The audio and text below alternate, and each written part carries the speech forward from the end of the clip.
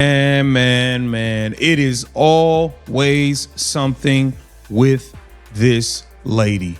It is always something, even in a blowout. I mean, this lady just can't get right. Yeah, just can't get right. Stephanie White absolutely blew up on the bench, crash out right in front of Caitlin Clark again. And for whatever reason, this only seems to happen. The limits of professional sports leadership has officially been pushed to the breaking point, as a shocking confrontation has sent the entire basketball world into chaos. What began as a highly competitive matchup against the Las Vegas Aces quickly turned into a dramatic public collapse, exposing years of growing tension, internal frustration, and serious questions surrounding the Indiana Fever's leadership.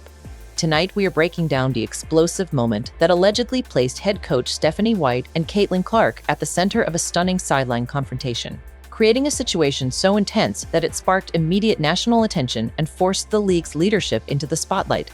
In a moment that appeared to bypass the usual layers of professional protocol, Wnba Commissioner Adam Silver was suddenly pulled into the controversy, with reports of a potential coaching shakeup sending shockwaves through the franchise and leaving fans demanding answers.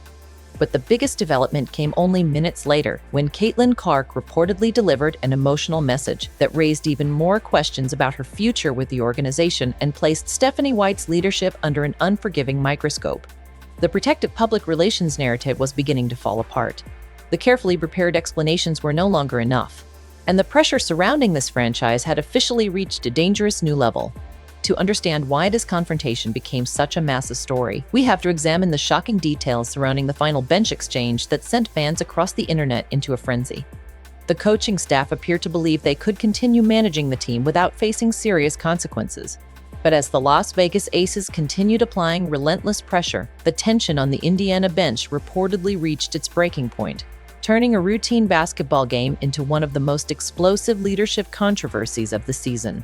Story here seems to be Stephanie White blowing up potentially at Caitlin Clark on the bench here once again. We're going to get into the footage, man. Just can't get right, man. Can't get right, Stephanie White. All right.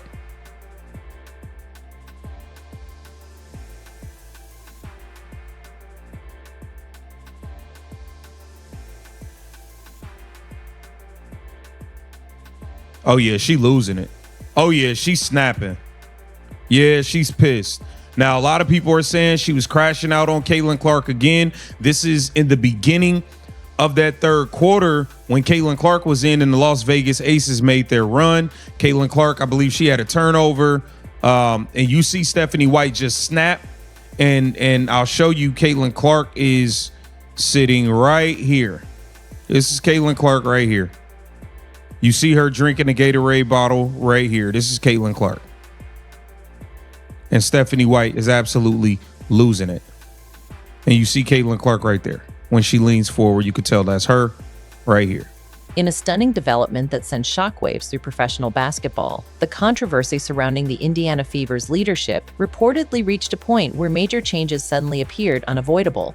Stephanie White was said to be facing intense pressure as questions surrounding the sideline confrontation continued dominating the national conversation, with speculation growing that her position could be in serious jeopardy.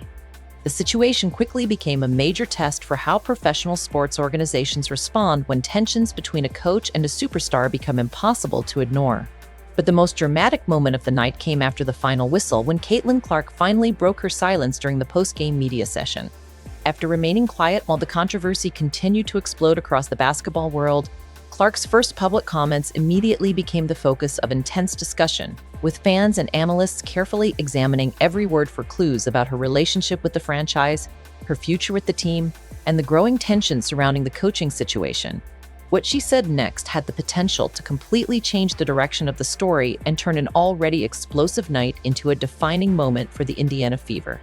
And is this thing beyond repair at this point? This thing could just be beyond repair. And some people just feel like, hey, man, this thing is over. I mean, it just is what it is. I don't really see things getting better or changing with Stephanie White. I don't know, but Skip Bayless took to his YouTube and he wanted to address a lot of the vitriol, a lot of the hate and the nastiness that has been aimed in Caitlin Clark way, because make no mistake about it, it's been absolutely disgusting. It's been disgusting the way this league has treated the person that got everybody rich, essentially, the way they've handled her, the jealousy, the envy, the hate.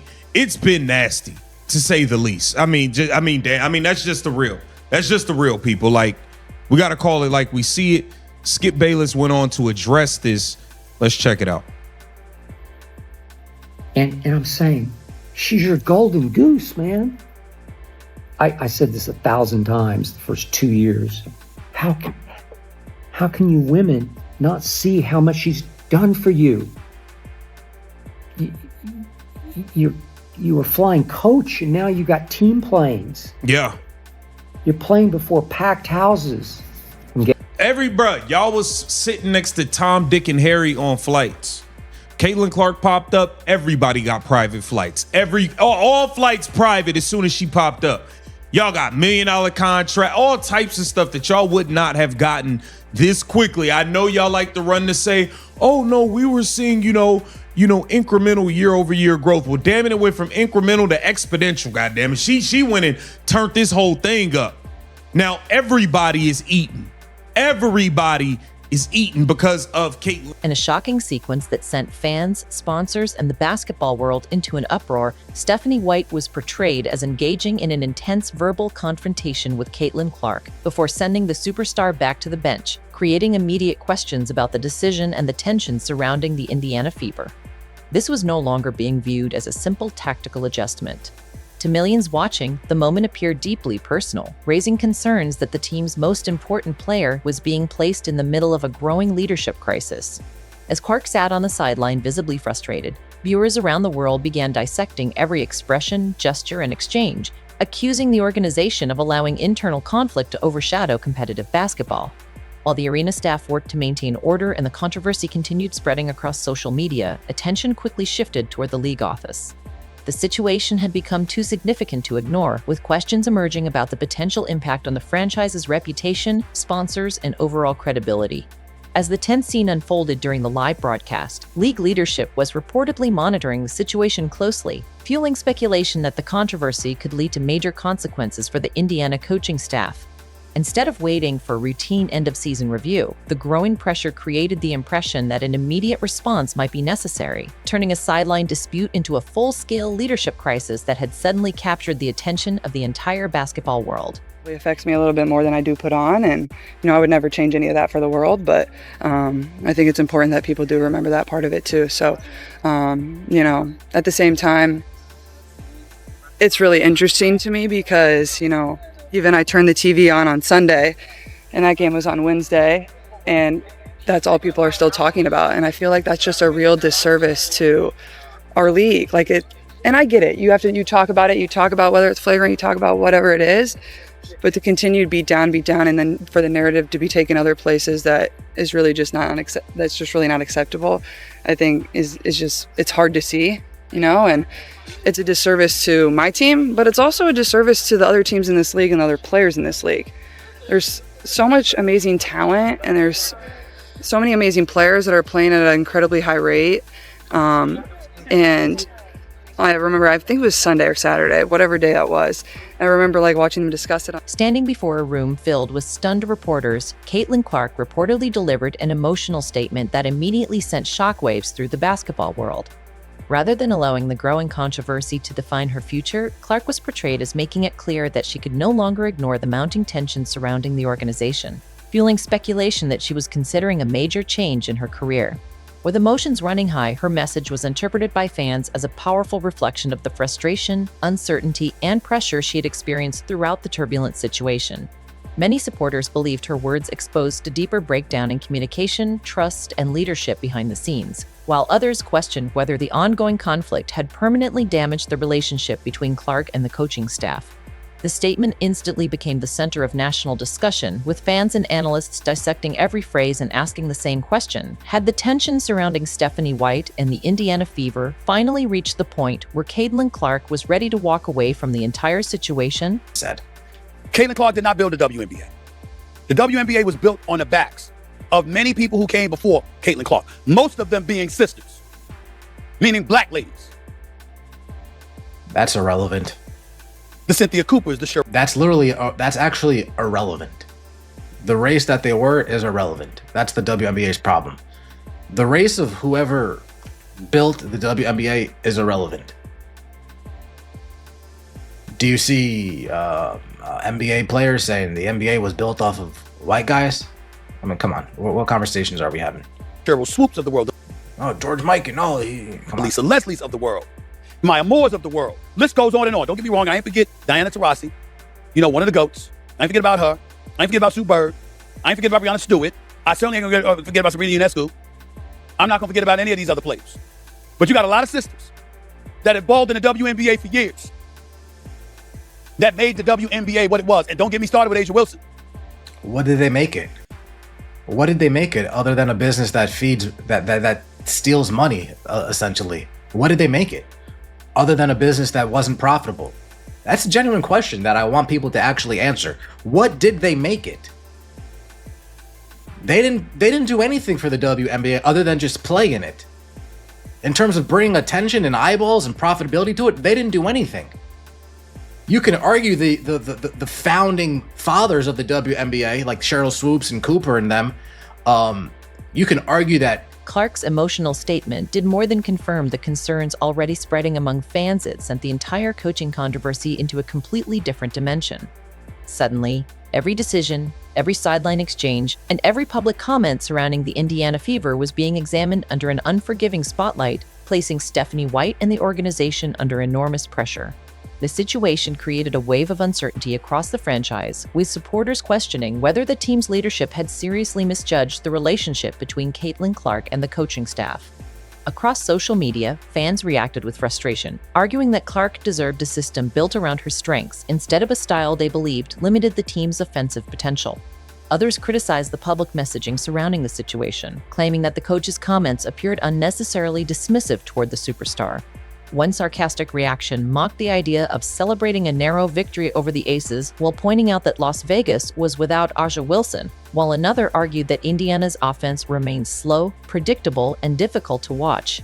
Critics also questioned whether the team's offensive identity truly reflected Stephanie White's system or the influence of the front office, creating even more debate about who was actually responsible for the direction of the franchise. Now, the pressure is spreading beyond the court as fans continue demanding answers about the organization's future and whether major structural changes are coming. Will Indiana's leadership take responsibility and make significant changes before public frustration grows even further? Or will this controversy become the catalyst for a complete transformation of the franchise?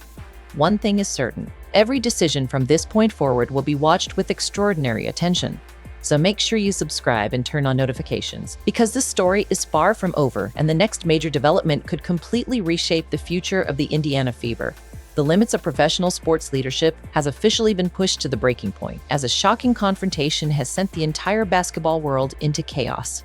What began as a highly competitive matchup against the Las Vegas Aces quickly turned into a dramatic public collapse, exposing years of growing tension, internal frustration, and serious questions surrounding the Indiana Fever's leadership.